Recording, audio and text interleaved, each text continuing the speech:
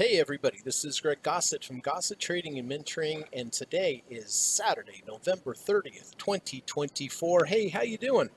Hope you had a good Thanksgiving. I hope you had a good trading week. I hope you made some good trades. I appreciate you coming to my weekend review podcast. I hope you're going to find something helpful and valuable. And I am recording this today again in Santa Marta, Colombia. I just took a little picture from my balcony last night that I wanted to share with you. So, really nice place, just really nice people, beautiful weather. The ocean is beautiful. I'm here with my girlfriend and her dog, and it's been really, really nice. And yeah, get to enjoy that view every night from our apartment. So, if you ever get a chance to come to Colombia, to Santa Marta, I would highly, highly recommend it. Okay, so what are we doing today?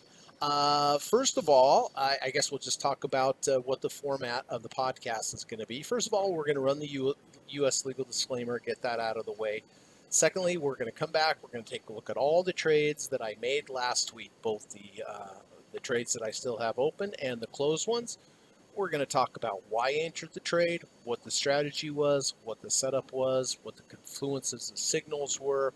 We're going to talk about how I positioned correctly based upon my account size and the volatility, current volatility of the market. We're going to talk about where I placed my emergency stop. We're going to talk about where I placed my end of day stop.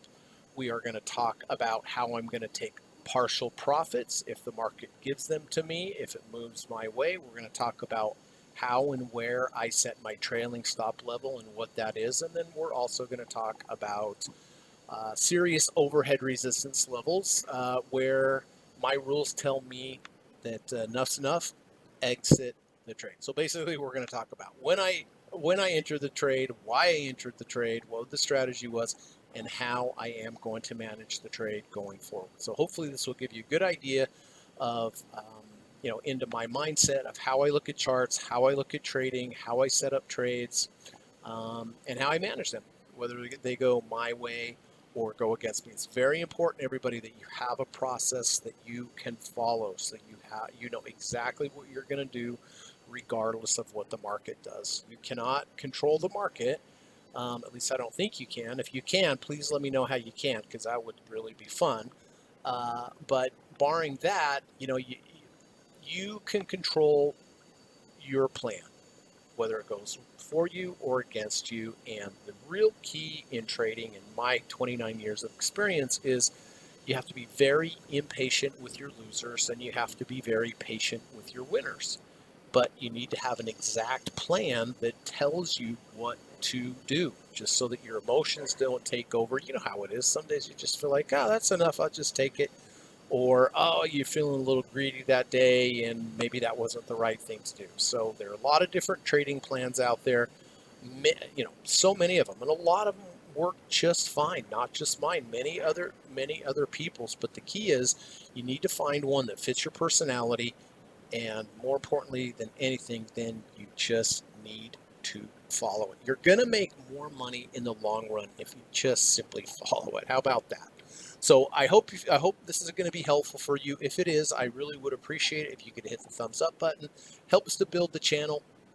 Lets YouTube know there's some valuable content here. And hey, if you haven't subscribed, I appreciate if you would subscribe too. Just trying to build the channel up a little bit, and the helps or the likes and the subscriptions really do help.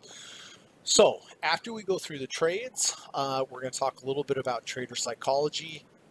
The greatest skill in trading is the ability to create that plan I just talked about and then follow the plan. That's the tough part. Look, we all know how to lose weight. We eat less food, we eat better food, we exercise. The we know the formula to do it. But do we do it? Eh, right? Why? Because the emotions take over and so forth and so on. It's the exact same with trading. That's why really the super skill, the elite skill in trading is the ability to follow that plan. And so I like to talk about trader psychology. Hopefully it's going to be helpful for you. It's always helpful for me to teach it. And I'm a big proponent of just following your process, whatever it takes. After that, we will turn to the charts. I have identified some potential trades next week. Always on Friday nights, I go through my master watch list of tickers and markets, and I go through and say, hmm, you know, if this particular stock, XYZ stock, would get to here, that would be a perfect confluence of signals based upon RSI, uh, major moving average, major moving averages, maybe some order blocks, maybe some fair value gaps. The point is you need to be patient, be able to look at a chart. I can look at any chart and say, okay, it's not where it needs to be, but if it were to get there, yeah, that would be my spot. And then just wait and see if it gets to that spot. A lot of times it won't, but sometimes it will. And if it does get to that spot and you've done your research and technically you know that that's the spot, just wait for the trade to come where you want it. Don't be forced into a trade because, FOMO or whatever else. Just look at a chart and go, if it were to get here, ideally, just think to yourself, if I had superpowers and could put this chart anywhere, right here, right now, if I put it there, I would buy it. That's the key. And so I go through my watch list every Friday night, and I've pulled up how many I have. I have 11. So I have 11 potential uh, daily swing trades for next week, and we'll see if some of them get there. They're not there yet. If they were there, I probably would have already taken one of them. Right? They're not there yet. But really, to me, that's the keys to the Rolls Royce or whatever it is people say. That waiting for Warren Buffett says it. There's no three strikes rule in baseball. In baseball, if they throw three strikes, you're out. But in the market, you can stand there, wait for the perfect pitch to come across the plate before you take a swing. And that's the great thing about market. You can just wait as long as you want, and eventually one will get there. And even then, doesn't mean that it's going to be a profitable trade, but at least you've been patient, waited for it to come to a certain area, then you position size correctly, you have a very good risk to reward ratio. If you're wrong quickly. If you're right, you have that plan to stay in, right? So that's it. I just gave you the keys to the Rolls Royce right there. The but it's up to you to be patient and wait for those trades to come to you. So I have gone down on the daily charts and the weekly charts and have identified some potential trades for next week. And if they get there, I will definitely consider taking them. So hopefully this will all be helpful to you. It was a really good trading week for me last week. And we'll go over those trades in a minute. So hang tight. I'm going to run the U.S. legal disclaimer, and then we'll get started. Thanks.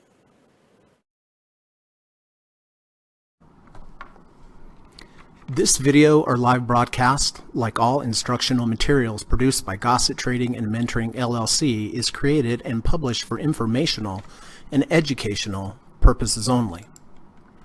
Please carefully read and/or listen to the U.S. government required disclaimer before watching this video or live stream broadcast.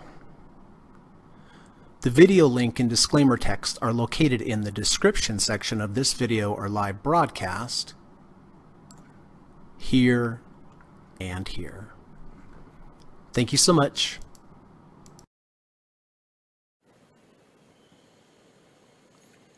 Okay, let's get started on the current open positions that I have. So on this first example, I'm going to take a little extra time, talk about my position sizing, talk about the rules and so forth.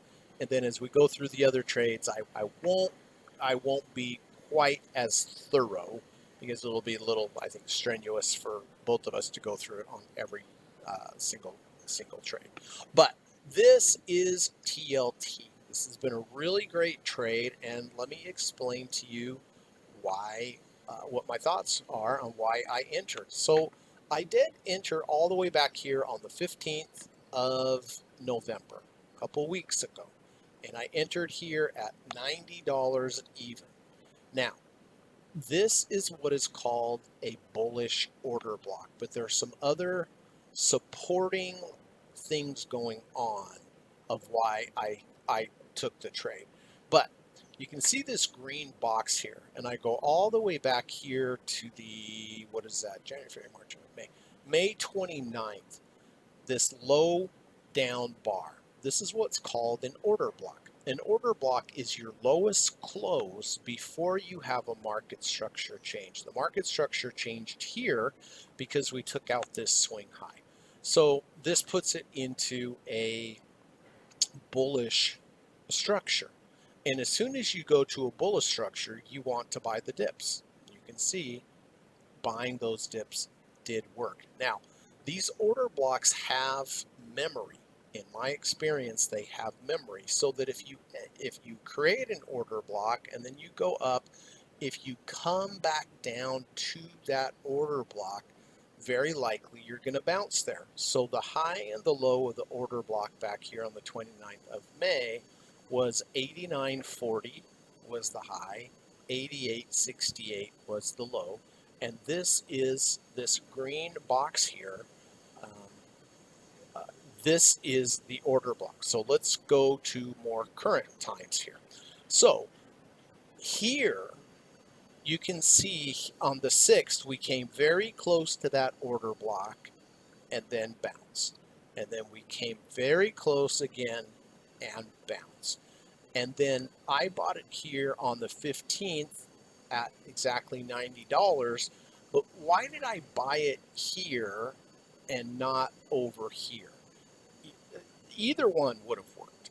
But the reason why is, and I've seen this setup so many times on TLT, and it has been successful for me almost every single time. But let's take a look at the MACD. You see the MACD bars, these red bars? These are momentum indicators. MACD is a momentum indicator. And this big sell-off we had in TLT, you can see the MACD bars were down very low, showing the momentum was very strong to the downside.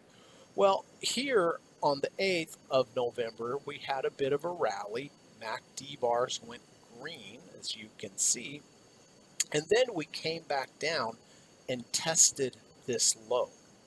But you see here when we tested this low, see how there was just a very small amount of red? Even though we're lower here than we are here, we had a very low amount of red compared to over here. This is what's called the bullish MACD divergence. And all that's saying is that from a MACD perspective, this move down here was not as strong momentum-wise as this move. And so the implication is, if you're running out of selling momentum, it really means you're running out of sellers. And if you run out of sellers, then the implication is that the market is going to move up. So I always like to look for confluences, combinations of indicators lining up at the same time, and this fit the bill. We had, look, right here, we almost touched the top of that order block and bounced again, and at this point I went, you know what, it does not want to go lower than this order block. And in addition, we have the bullish MACD divergence. We also have ATR divergences, a whole different thing. We have RSI divergences. So all sorts of bullish divergences telling me that the low was probably close and in. And then, so that is why I went ahead and bought here at exactly $90. Now, as soon as you buy, the first most important thing is, how much am I going to buy? And I have a very simple formula that takes into consideration a lot of things. But first of all, it's based upon your account size. Let's just say your account size is $100,000. Doesn't matter if it's 100,000, a million, 10,000, doesn't matter. But let's just say, let's start with $100,000. So we have $100,000. Let's take 1% of that. 1% of 100,000 is $1,000. If it was $50,000, it'd be $500. If it was $25,000, it'd be $250. It was $1 million, it would be $10,000, right? So hypothetical $100,000, 1% is $1,000. Now, we take that $1,000 and we divide it by the value of the current average true range times 2, or the 2 ATR. And right now, this changes every day, it's $2.66. All that really means is The average true range is half of this, and this is 2 ATR, so it's twice that. Okay, so um, what we do is we take that $1,000 divided by the value of the 2 ATR, because the 2 ATR means it's twice as far away from its average move. 1 ATR, the move is expected, but 2 ATRs is twice as far away. So if it moves 2 ATR, things aren't good, and that's when I say I'm getting out. Okay, and so for my emergency stop, you take the account value times 1%. In this case, 100,000 times 1% is $1,000 divided by 266. The proper amount of shares to buy for account value of $100,000 and the current volatility is 375.9. Just round that up to 376 shares. That is how I do it. Now, I guess I should say, so I buy here at $90. I position size, I know I'm buying 376 shares. Now I take that value of the 2 ATR 266 minus my entry point. It's exactly $2.66 below. So if I have 376 shares and it moves down $2.66, so I lose $1,000, right? That's 1% of my account. Not fun to lose 1% of your account, but it's recoverable. But the good news is you're only going to hit your emergency stop, and the emergency stop is the entry price minus the 2 ATRs. You're only going to hit this about 5% of the time, in my experience. The other 95% of the time, if you do have a loss, it will be a smaller loss because you use your end of bar stop. And my end of bar stop on this particular trade is 88.68. That's just the bottom of the order block way back in May. So, but I have to have my worst case scenario, which is my 2 ATR, and then my second worst case scenario is a close below the end of bar stop at 88.68. And the end of bar stop will depend on the strategy that I'm using. If it's a deep dip buy, it's going to be a little different way to go about it than an order block. But I think I have some deep dip buys that I'm going to show you today. So again, we have the order block. We have the double bottom bullish divergence. That was my entry. Oh, and by the way, if I hit my emergency stop anytime during the day, I'm out. But for my end of bar stop, I wait for a closing price. Okay, so double bottom bullish divergence, bounced right at the order block, got in at $90, placed my emergency stop 2 ATRs below. I know where my end of bar stop is, the bottom of the order block. Okay, the next thing I do as soon as I enter is I take my entry price plus the value of the 1.5 ATRs. Right now it's exactly $2, and I place that above my entry. And this is the orange line here. I just took whatever the 1.5 ATR was at the time, plus my entry price. That's my trailing stop level. All that means is that if I eventually do get to trailing stop level, now I'm in trailing stop mode, which means that I'm going to tighten up my stop, meaning if I have a close below a previous bar's low after reaching trailing stop level, I'm just going to get rid of the remaining, or half of the remaining shares that I have. So everything I've talked about so far, the position sizing correctly, the end of bar or the emergency stop, the end of bar stop, the trailing stop level, these are all considered defensive moves. Or in other words, I'm going to take action if something goes against me. Okay, all defensive. But I also like to play offense in my trading, and playing offense in my trading means that I take a portion of my position off if it moves a certain amount from the previous day's close. So this is a current real-time trade. So I'll show you exactly what I'm going to do starting on Monday. So I always take the closing price, the last closing price. Right now it's 93.97. So just plug in 93.97. And I'm going to add to it the value of the 0.45 ATR. The 0.45 ATR right now is 60 cents. It changes every day, but right now it's 60 cents. So I take the closing price, 93.97, plus the 60 cents. 94.57 is my first profit target for Monday. I'm going to place 3, okay, but 94.57 is my first profit target. Then I'm going to take the first profit target, 94.57, again add the 60 cents to it. My second profit target for Monday is going to be 95.17. I'm going to do it one more time. I'm going to take my second profit target, 95.17, plus 60 cents, and 95.77 will be my third profit target for the day. And I always place 3, and how much? 10% of however many shares I had going into the day. So if I had 100 shares, if I have, for example, if I have 100 shares right now, 10% is 10 shares. I'm going to place 10 shares at the first profit target that I just showed you, the second profit, 10 shares at the second profit target that I just showed you, and 10 shares at 95.77, which is my third profit target. So as it keeps moving up, I'll place higher and higher profit targets. If it comes down, then I place profit targets again from that closing price. And taking these partial profits is, to me, is such a huge psychological benefit, because one, you're taking off profits. The market can't take it away from you. You're locking it in as the market gives you something. Secondly, your position size is being reduced. The lower your position size, the less heat there is, the less stress there is. And why is that important? Because ultimately it helps you follow your process better.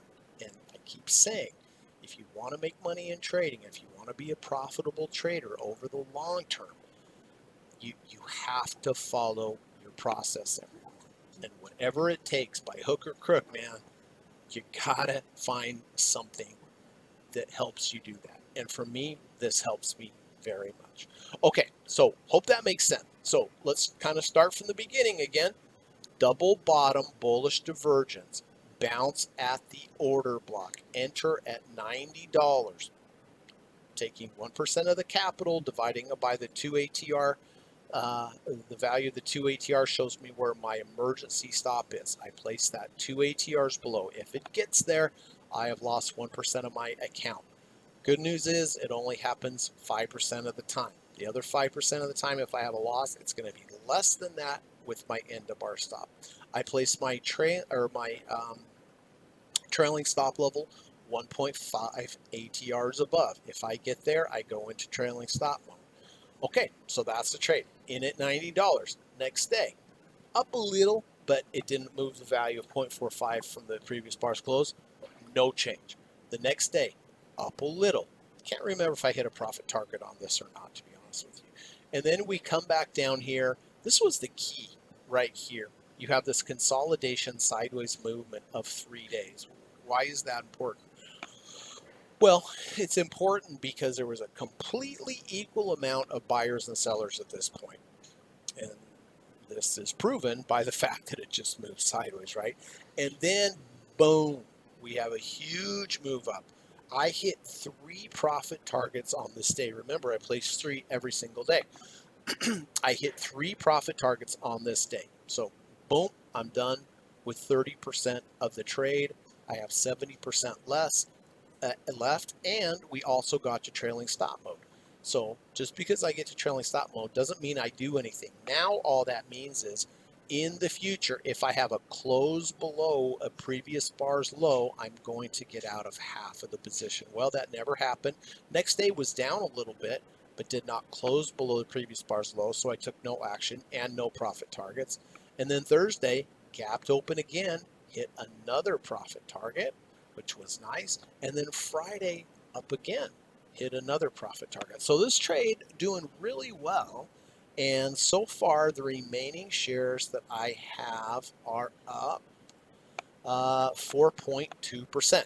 Now, as If it keeps going up, of course, I'm going to continue to take partial profits. If I get to a 65 RSI level, right now we're at 60.02. If I get to a 65 RSI level, then this 5 EMA, this thin blue line here, will come into effect. It's just part of my rules.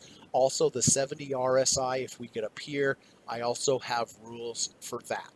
And, like I said, it's very important to have a process, to have rules, so that you're not just taking action based upon how you feel that day. I always like that saying, don't trade your feelings, or don't trade your emotions. Trade your plan. And if you need help with a plan, if you don't have a plan, I'm very happy to help you. I offer a 15-hour one-on-one course where I teach you one-on-one all 7 of the different strategies that I use.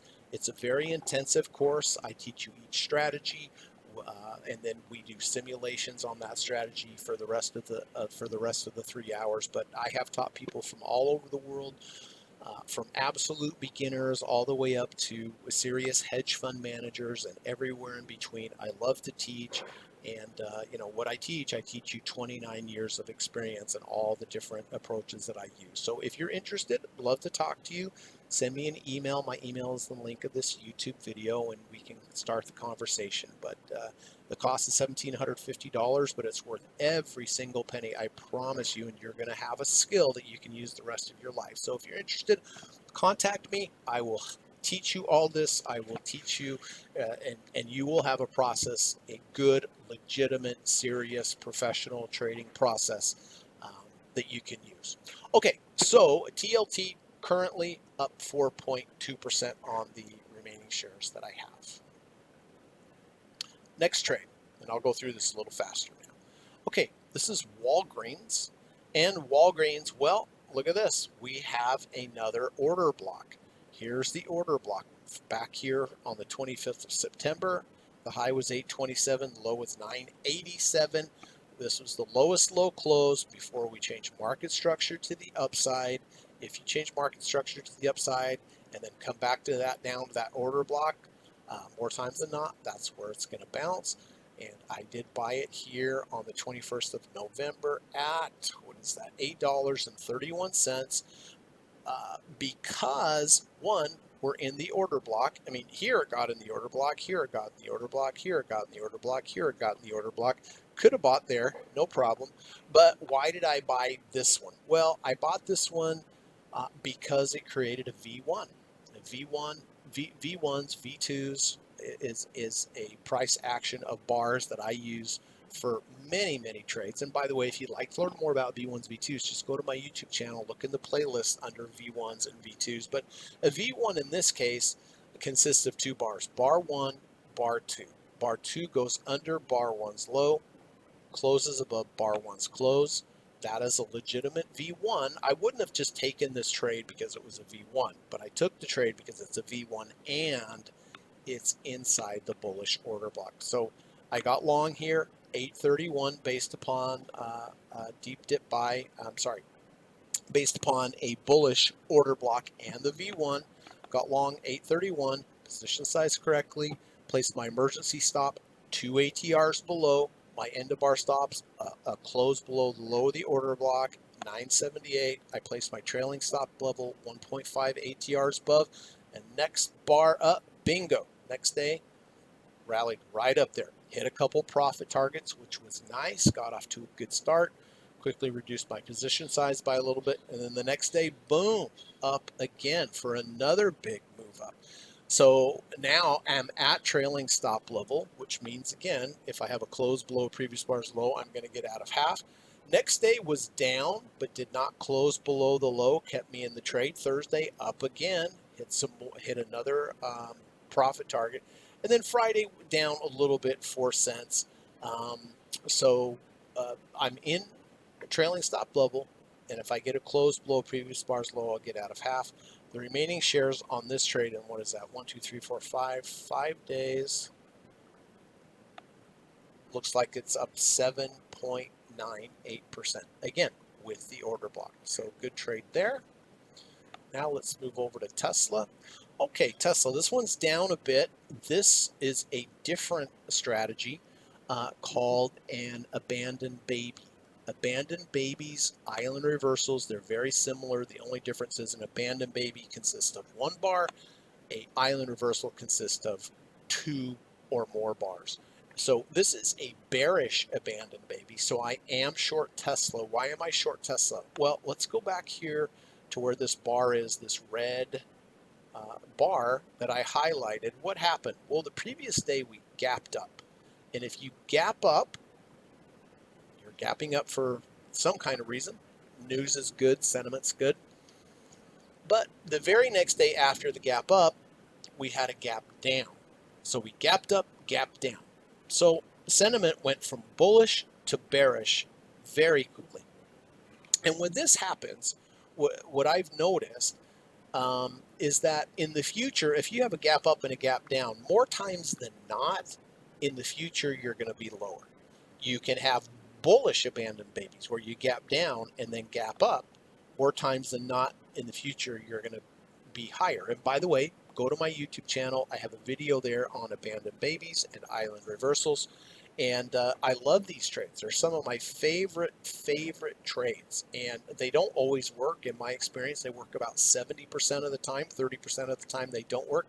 But the good news is the 70% of the time, the way I set it up, the 70% of the time that you are correct, you're going to make twice as much as when you lose. So how do you do that? Well, okay, so I got short here 306 based upon the bearish baby. I placed a 2 ATR stop above, using the 2 ATR, 2 ATRs above, and then a 4 ATR profit target below. And so I just set this trade and forget it. One of two things is going to happen. Either I'm going to hit my 2 ATR stop, in which case I'm going to lose 1% of my account, or I'm going to hit my 4 ATR profit target, in which case I'm going to make 2%. But remember, 70% of the time, in my personal experience, I hit the 4 ATR profit targets. 30% of the time, I hit the 2 ATR stop. So you can see this kind of trade's been kind of all over. It started off good for me, down, and then we rallied, bad, and then last week down, finally got profitable on the trade, and then Friday, of course, we had that up move. So this particular trade is down currently, and it looks like 2.5%. But again, one of two things is going to happen. I'm either going to hit the 2 ATR stop, or I'm going to hit my 4 ATR profit target. One of the two.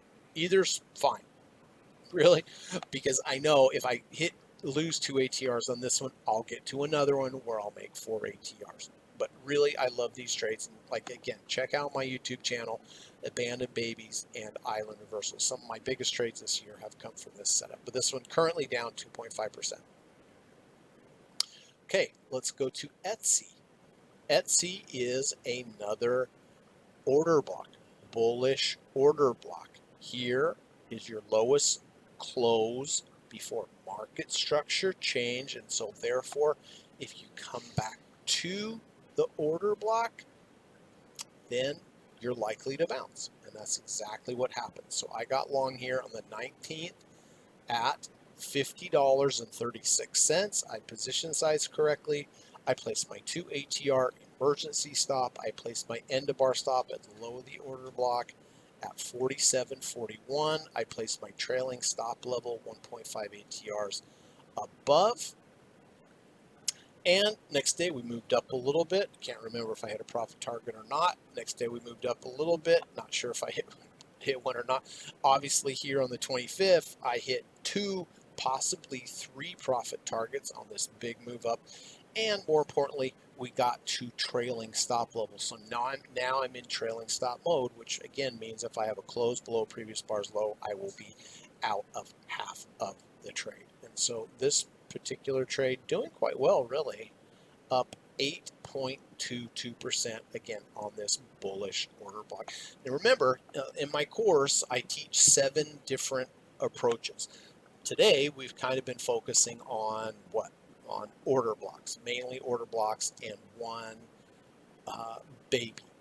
But as we get further into the trades that I've made, you'll see that I have some other trades as well. But order blocks, fair value gaps, deep dip buys, return to value V1s, V2s, higher low V1s, V2s. These are all the different approaches that I use. And really, you know, in my philosophy of trading is trade as many different markets as you can, uncorrelated markets as you can, trade as many different time frames as you can, and trade as many different strategies as you can.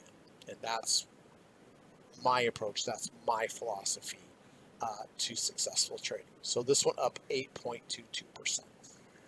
Okay, let's go to Johnson and Johnson. Johnson & Johnson, a simple deep dip buy. Been using deep dip buys for years. That's part of my course that I teach. I love deep dip buys. Deep dip buys involve the 200-day moving average, which is the black line, the 250-day moving average, which is the purple line, wherever that is, and the 300-day moving average as well, and the 30 RSI. And this one was pretty simple. It was just a close under, close over the 200-day moving average. I didn't buy it on that particular day. I bought it the next day when it pulled back a little bit, bounced at the 200. I got long at 153.96. I placed my emergency stop 2 ATRs below. My end of bar stop, simply a close below the 200-day moving average. Place my 1.5 ATR trailing stop level up here at 158.80. So far, it's moved up a little bit, but it is holding above the 200-day moving average, and it has not got to the trailing stop level yet. So this particular trade is up a little bit, 0.75%, but honestly it's up more than that because there was a dividend and I'm getting the dividend as well. So nothing too crazy on this trade yet, but as long as it stays above this 200, I'm bullish on this trade. If it closes 1 penny below, I'm out. If it gets up to trailing stop level, then I go into trailing stop mode. And of course, if it moves up the value of 0.45, what is it right now? $1.07.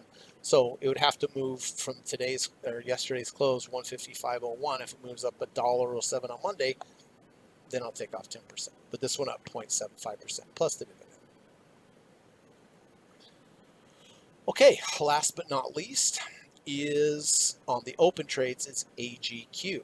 All right, well, AGQ is a deep dip buy, and I've talked about this particular trade for, I don't know, 2 weeks, I guess.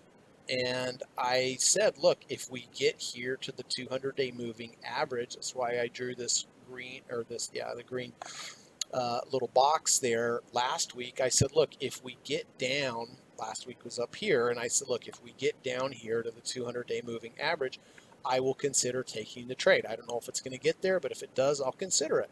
Well, it did get there. It did get there on Thursday, and we bounced right at the 200-day moving average. I got long $37 even, position sized correctly, placed my 2 ATR emergency stop below. My end of bar stop, simply a close below the 200. That's it. Trailing stop level 1.5 ATRs above, and I already hit a profit target on Friday. So this particular trade, good start to this trade on this deep dip buy, up 3.01% right off the get-go. Okay, so is that it on the open trades? That is on the open trades. So quick recap, TLT remaining shares up 4.2%, WBA remaining shares up 7.98%, Tesla the short down, currently down 2.5%, Etsy the long up 8.22%, J&J the long up 0.75%, and AGQ up 3.01%. So those are the open trades. Let's go to the one closed trade that I have, Verizon, that I got fully out of on Friday. Boy, this was a monster trade that I exited on Friday fully. But this was simply a deep dip buy all the way back here on the 12th of November. Very simple, just a deep dip buy. Here's the black line. Here's the 200-day moving average. We moved down and down and down and down, bounced at the 200, I got long the 200 here, $40.38, position size correctly, place my emergency stop 2 ATRs below, place my 1.5 ATR trailing stop level, 1.5 ATRs above, my end of bar stop, close below the 200-day moving average. And this was a super easy trade, deep dip buy trade. So bought here, 40.38. Next day moved up nicely, hit some profit targets. Next day sideways, nothing, a little down. Next day up again strongly, got to trailing stop level. So now I'm in trailing stop mode. Next day up again, more profit targets. Couple days of sideways motion, nothing happening here. Next day up. Next day up again, more profit targets. Next day up again, more profit targets. Next day up again, more profit targets. Now, on Thursday, I exited half of the position. Why? Because on Thursday, we went above the 70 RSI during the day and then closed below the 70 RSI. That's my signal. That's my rule to take off half of the remaining shares. Remember, I have remaining shares. I start down here, but I'm scaling, scaling, scaling, scaling, scaling. So on this final day, the day we went above 70 and below 70, I got out of half for the remaining shares. These are so close together. Let me see here. Right about 9.04% profit. And then the next day, we had our first close below a previous bar's low after rejecting the 70 RSI. That was my signal to get out of all of the remaining shares for a gain of, looks like, 8.93%. You can see they were very, very close. But this is a great example of a deep dip buy that just was perfect. And by the way, I do teach the deep dip buy, of course, in my private one-on-one lessons, but I do have a really nice video course that just teaches the deep dip buy. You can get that on udemy.com, and the link is in the description of this YouTube video here. But I have sold so many of those around the world, and I think it has a 4.8 or 4.9 out of 5-star rating. So people seem to really like it. It's a serious course. It's 9.5 hours of video and 26 videos total. And I go through and show you all the rules, all the specifics of the deep dip buy. And deep dip buy is, one of my bread and butter strategies. But you can see this is a great trade. Man, that was super easy. Wish they were all this way. They're not. But half at 9.04% gain, and the other half I got out at 8.93%. So really good example there. Okay, now I also trade the weekly time frame, and I only have one weekly trade going on at the moment, and this is Adobe. I did get long Adobe here on the 8th of November at $494.68. Why? Well, this was a deep dip buy. Previous week we closed below the 200. Next week we closed above the 200, and we were also in a bullish order block here, and we had a V2. V2 consists of 3 bars: bar 1, bar 2, bar 3. Bar 2 goes under bar 1's low. Bar 3 closes above bar 1's close. So nice confluence of signals there. And I talked about Adobe way up here. I said, hey, if Adobe gets down there, then I would be interested. I don't know if it's going to get down there or not, but if it does, I will consider taking the trade. Well, it did get there. It got where I wanted to get and then gave me the price action signals to get in. And what were the price action signals again? In the order block, close under, close over the 200-day moving average, making it a deep dip buy, and cherry on top, a V2. Bar 1, 2, 3. 2 goes under bar 1's low, 3 closes under bar 1's close. So got in 494.68, position size correctly, emergency stop 2 ATRs below, end of bar stop, close below the 200, 1.5 ATR trailing stop level above. Did it get there? Yes, the very next week it went up and I hit, I can't remember now, 2, 3 profit targets, and I'm also in trailing stop mode. So that just means if I have a close below previous bar's low, I am out of the trade. This week up a little bit, no profit targets. And so the remaining shares left on Adobe currently up 4.17%. So really great trade. Everything green except for the one stinker short Tesla trade, but very, very great week. Really happy with Pfizer and Walgreens and TLT. Etsy was a big one too. So all in all, really good trading week, and I hope this was helpful going over these trades and seeing the different strategies and how managing them. Like I said, if it is, I really would appreciate if you hit the thumbs up button. It really helps with the channel. Okay, let's talk a little bit about trader psychology before we turn to the charts and look at next week's trades. Okay, this is from Pax Trader 777 on Twitter. Been following Pax Trader for many, many years. I suggest you do too. He's at Pax Trader 777. Professional trader, worked on the floor. I believe that's him there in the picture. But you know, this is real from a trading psychologist standpoint. This is very, very helpful. Fear destroys traders. If I am afraid to lose money, I will. If I am afraid to be wrong, I will be. If I'm afraid to leave money on the table, I will I will turn good trades into bad trades. Fear has caused me to take trades I shouldn't and to miss trades that I should have taken. This is so true, everyone. This is so unbelievably true. If you are afraid to lose money, you will. If you're afraid to be wrong, I promise you will be. If you're scared to take a good trade and don't take it, it probably will turn out really well. And fear is such a huge part, such a huge emotion in trading. And that's why it's so important, everybody, that I talked about this last week. Sometimes you're better off taking a small loss on something than missing a big move on something. On the Verizon trade that I just took and went over, that was a massive trade. If I had been trading poorly and had been in a drawdown, and I just didn't want to take another loss, and I didn't take that Verizon trade, how do you think I'd feel right now? So how do you overcome these fear issues?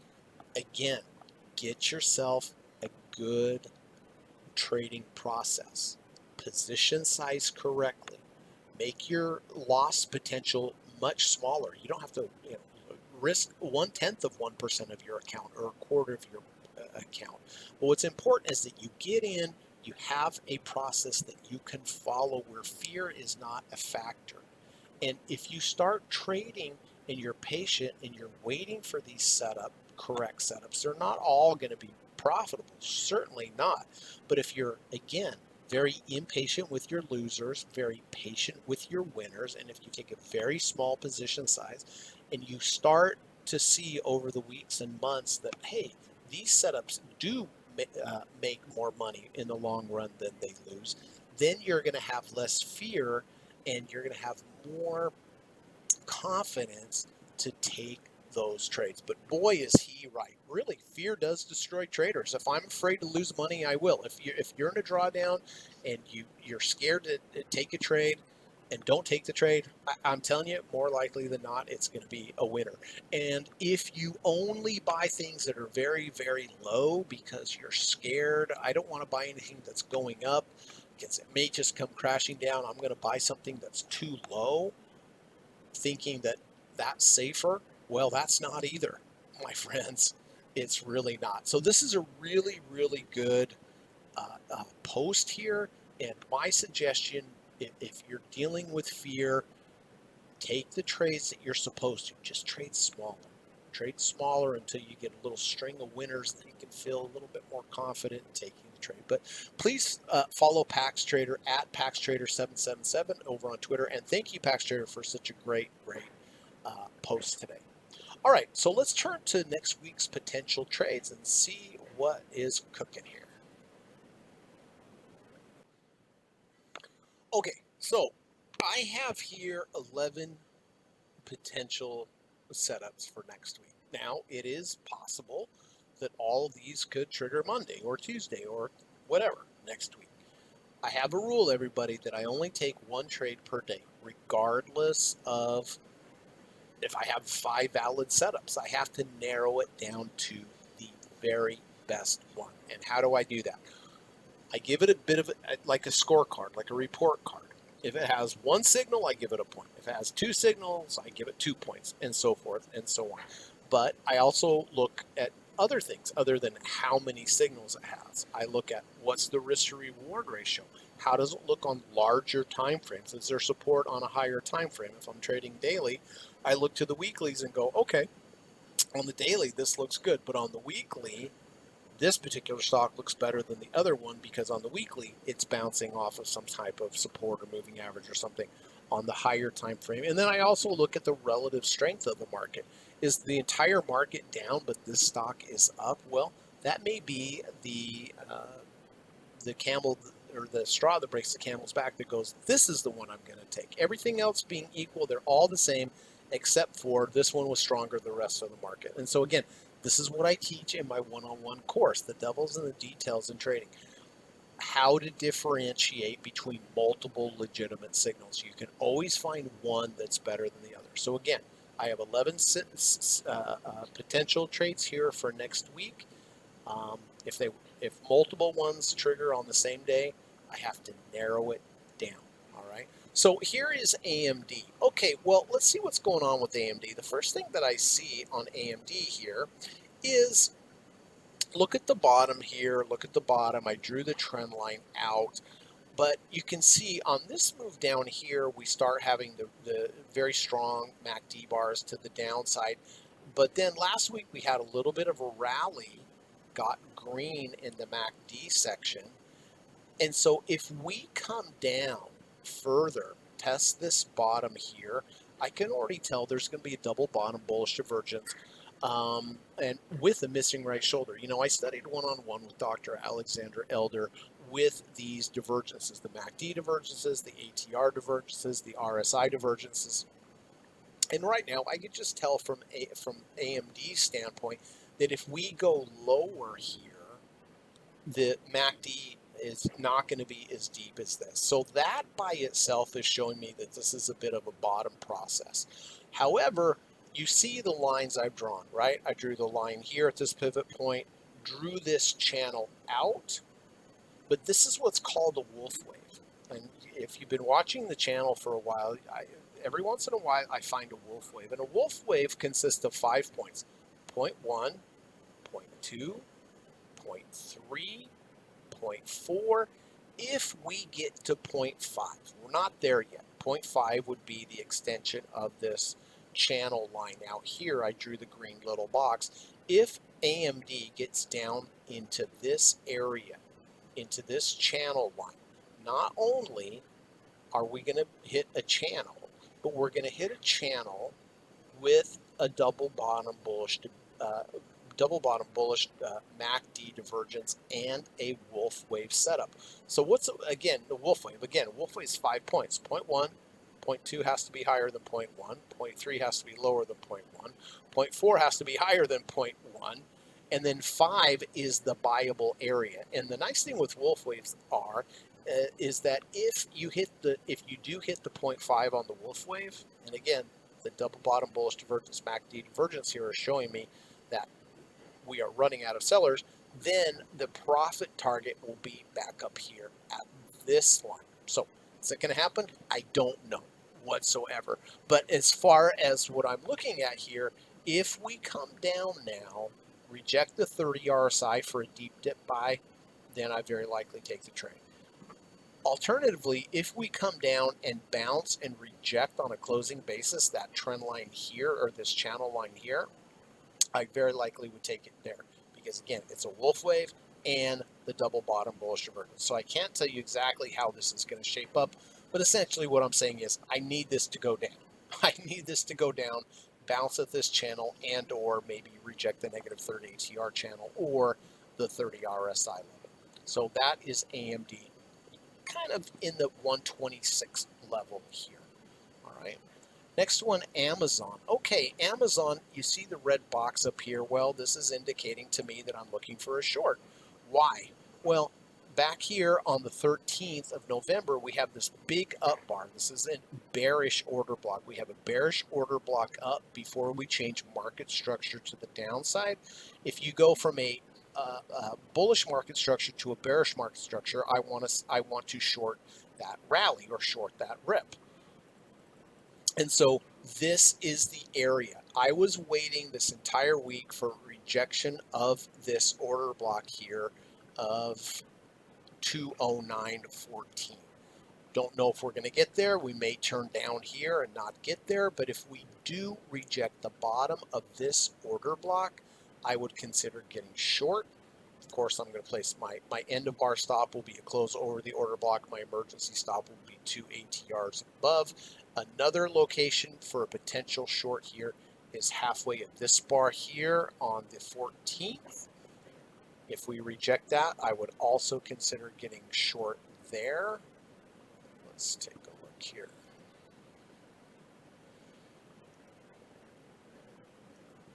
So two options here. Rejection of the bottom of the order block at 208.70.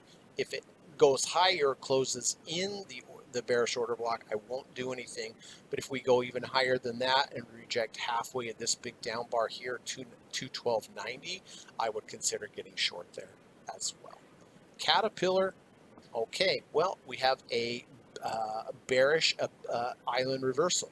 See how we gapped up? 1 day sideways motion, gap down. This is a bearish island reversal. And last week I talked about if we rallied back up to the bottom and rejected the island reversal, I would consider getting short. Did not reject. It held. Next day it held. This day it did reject, but I didn't like the risk to reward ratio. I drew the line of the halfway bar here as another area to potentially get short. 412, look, to the penny, hit it, rejected it, but I didn't take it because now I don't like the risk to reward ratio. So really what I'm waiting for is another move up to potentially reject this 412 level, and if it did, then I would consider getting short there. Dow Jones, okay, not so much a trade here, everybody, but I did want to show you that we are, from a channel standpoint, running into potential triple top, and we had a triple top back here. Look at the high here, look at the high here. We run those lines out, looking for a bit of a top here. That's exactly what happened. But now we have another three tops. Top one, top two, potential top three up here. It's potential that I could get short there. I don't know for sure, but when I saw this, it was more that I wanted to share with you just from a broader market perspective, that if the Dow does rally up into this channel here, it doesn't mean it has to go down, but probably, I think more than likely, we would have some resistance here, some sideways motion before we move further, or we could certainly go down here. So it's potential I could get short if we rejected this trend line here, but it would have to reject the trend line, close under, then my stop would just be a close over, and of course I'd have my 2 ATR stop there. FXY, which is the Japanese yen. I didn't take this trade, but this is more just for teaching purposes on abandoned babies, bullish abandoned babies. Well, here's your abandoned baby. See how we gap down here on the 11th or the 13th, the 14th? We gap down, and then the very next day we gap up. That's bullish from a sentiment standpoint. If you gap down and gap up, remember, if you look off into the future, more times than not, you're going to be higher. Were we higher? We certainly were. Where would have been my buy area?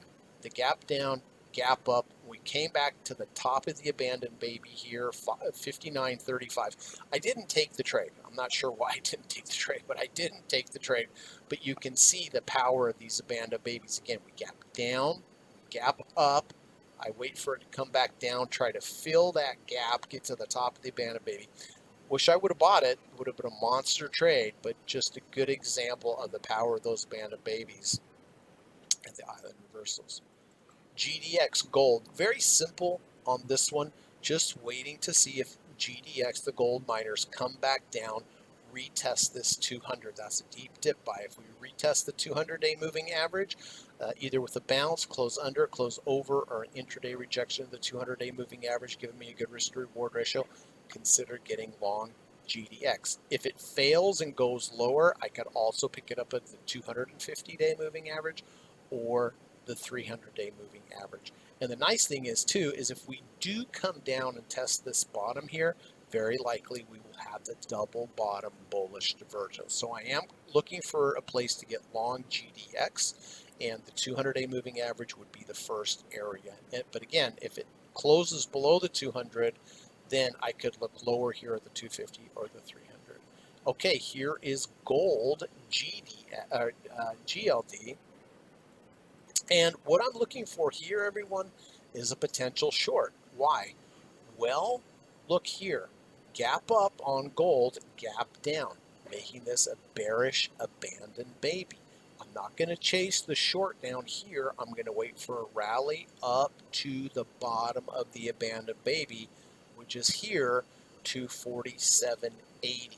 So if we rally, reject the bottom of that bearish abandoned baby, I would consider getting short there. And again, on these abandoned babies and island reversals, if I did get short there, 2 ATR stop above, 4 ATR profit target below.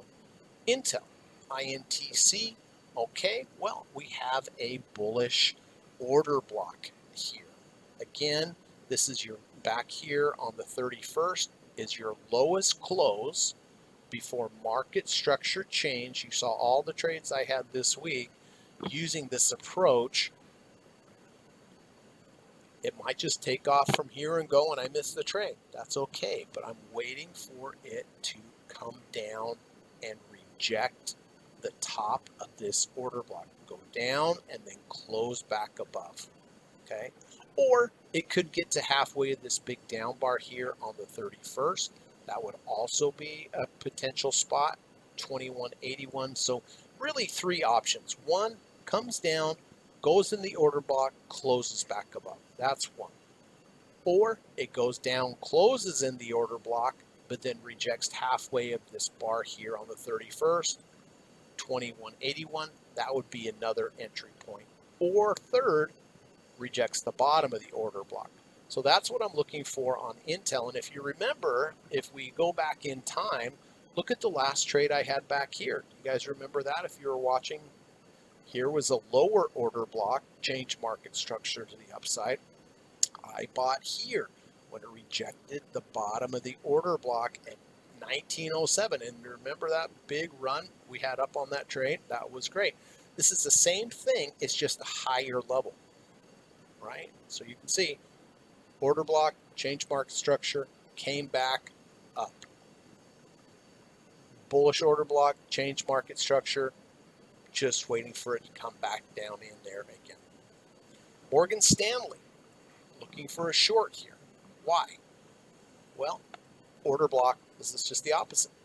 Highest bar up bar close before market structures change to the downside. Now I am waiting for the market to rally back up into this order block.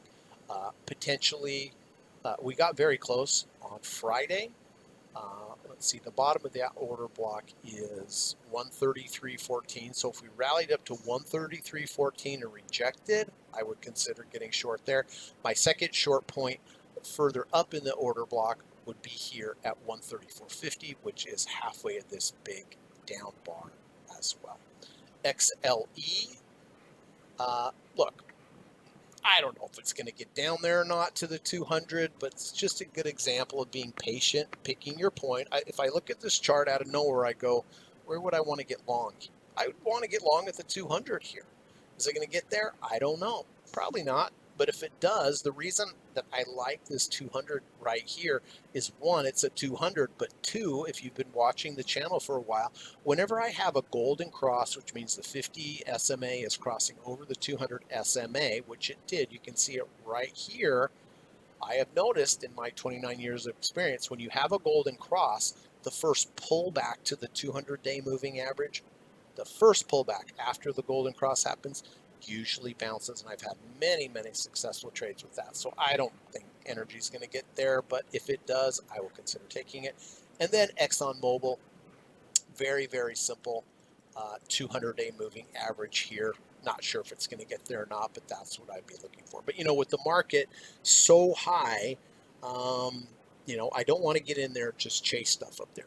I don't buy things up at the third ATR channel and higher. I just don't do it, right? I just wait for the price to come to where I want it to. And so these are the ones that I have here that I'm looking at potentially for next week. Now, I do have some potential weekly trades for this week. Anheuser-Busch, which is Budweiser, really been watching this one closely, everyone, because this particular stock tends to just go straight up, straight down, straight up, straight down, straight up. Look at this. Well, on a weekly chart here, we are in this order block. Here is your lowest bar close back on the 6th of October, 23. 23. This was the lowest bar close before we had a market structure change, and they have memory. And now we are back in there. So now the key is when and where do I get into this trade? Well, couple things here. Again, we're in the bullish order block. Technically, I could buy right here. Right now, the RSI level is 33.75. A nice move under the 30 RSI on the weekly and a close back above would be straight up deep dip buy 101. Very simple, but it's an under 30 over 30, which is, again, by itself legitimate, but more legitimate in my opinion because we are in this bullish order block. If that happens, I'm almost certainly going to take the trade. The other option would be if next week we close back above the order block and show the rejection of the order block. I think there's a lot of potential here in Budweiser. Like I said, this stock tends to go straight up or straight down. We are significantly oversold on Budweiser, and we are in a significant kind of buy area. But I'm just trying to be very precise with the trade, make it a precision trade. And again, an under 30, over 30 would be one potential. A close back above next week, the order block would also be another entry point for me. My close on this would be, or my stop on this, end of bar stop would be a close under this order block here, which looks like it's about 51.10. And of course, I'd have my 2 ATR emergency stop. Last but not least, VIX. I've had some monster trades on VIX using these order blocks. And here we are very close. Here back on the 12th of July 24 was our lowest close before a massive structure change. And we are coming back right to that order block. The order block here is, let's see, 41.88. No, I'm sorry. 41.88, the low of 40. This, for me, is a buyable area. And what does this also say? Well, the market's pretty high, everyone. We're making highs and so forth and so on. If the VIX, which generally goes opposite of the market, doesn't always have to, but the VIX, if we come in, bounce at the top of that order block, 41.88, well, and it bounces, what do you think the market's going to do? So the VIX is telling me here, from this order block perspective, that the VIX is about ready for a bounce, which would indicate to me that, we could have a short-term top in the market and have a sell-off. So that's what I'm looking for on VIX, is a rejection of 41.88, get long VIX. So that's it, everyone. I hope you found that helpful. If you have any comments or questions, please let me know. Very happy to get back to you. Just put them in the comment section. I'll do my very best to reply as soon as I can. If you have any questions, just let me know. I'd like to be of help. If it was helpful today, like I said, if you'd like to subscribe to the channel or hit the thumbs up button, that would be great. If I can help you with one-on-one lessons, love to meet you, love to teach you everything that I know. Just send me an email. Email's in the link in the description if you're interested in the deep dip buy course on Udemy. The link's in the description. But I hope you have a really good rest of your weekend. I appreciate you being here, and hope you learned something helpful. I'm going to head to the beach with my girlfriend, and thanks so much, and God willing, I will see you next week. But be careful next week, and we'll talk to you later. Thanks a lot. Bye-bye. U.S. Government required disclaimer. Stock, options, futures, and forex trading is not appropriate for everyone. While there is a potential for large rewards, there is also a substantial risk of loss associated with trading. The material in this video or live broadcast is not geared towards any particular individual or to any particular financial situation and is not intended to meet the particular investment objectives of any viewer. This video or live broadcast, like all instructional materials produced by Gossett Trading and Mentoring LLC, is created and published for informational and educational purposes only. Any and all information contained in, implied, or referenced by this video or live broadcast is not to be construed as investment advice, and no representation is made that any individual or entity involved in production of this video or live broadcast is an investment or financial advisor or is registered or authorized to give any financial advice. We are publishers and educators only. Therefore, the various producers of this video or live broadcast will not accept liability for any loss or damage of any kind which may arise either directly or indirectly out of the use of any of this material, including any loss of profit. No representation is made that any account or investment will or is likely to achieve the profit or losses demonstrated. We recommend consultation with a licensed and qualified professional before making any investment decision. This video or live broadcast is not to be construed as an offer to buy or sell any security, financial instrument, or financial product of any kind. Notice is hereby given that any individual or entity involved in production of this video or live broadcast or their clients may have an interest in any security, financial instrument, or financial product mentioned or referenced. Any simulated or hypothetical performance result depicted does not represent actual trading and therefore may under or overcompensate for the impact of various market factors such as lack of liquidity. Thank you.